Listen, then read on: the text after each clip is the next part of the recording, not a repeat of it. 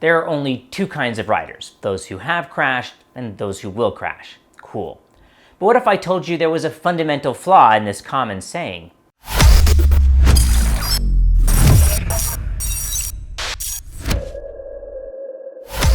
Hello, my fellow canyon chasers. It is the dead of winter and there is way too much snow and cold for this guy to go for a ride. And it's way too cold in the garage to do anything out there. The only one who seems happy about all this snow is Chase the dog. So instead of just staring out the window and wishing it was warmer, why don't we have a moto philosophical chat? There are those who have crashed and those who will crash. I really hate this saying. I get the point that it's trying to make. Motorcycling is high risk, very high risk. I'd argue that motorcycling can't even be done safely. I'd even say that safety is an illusion. In 1940, Helen Keller published the book Let Us Have Faith. In it, she wrote, "Security is mostly a superstition. It does not exist in nature, nor do the children of men as a whole experience it. Avoiding danger is no safer in the long run than outright exposure. Life is either a daring adventure or nothing." Good advice. This quote is actually why we have always kind of shied away from the idea of safety and instead have gravitated towards the idea of risk and risk management. But back to this quote, two kinds of riders, those who have and those who will crash. So I get what it's trying to say. It's attempting to be a reminder that the potential for crashing is real, and it is. But the problem I have with this phrase is that it implies that crashing is mandatory, and I don't think it is. I mean, it's highly probable, and the best riders are always working to improve their skills and to hopefully not crash. But I say you are not required to crash. I say crashing is not inevitable. Sure, any one of us on our next ride could find ourselves in an unwinnable situation that puts us on the deck, and we need to be prepared for that. That's why we all wear armored riding kit, right?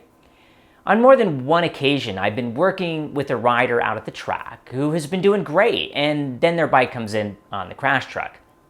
And when I ask them what happened, I've had more than one student say, well, there are those who have crashed and those who will crash, so I figured that today was my day.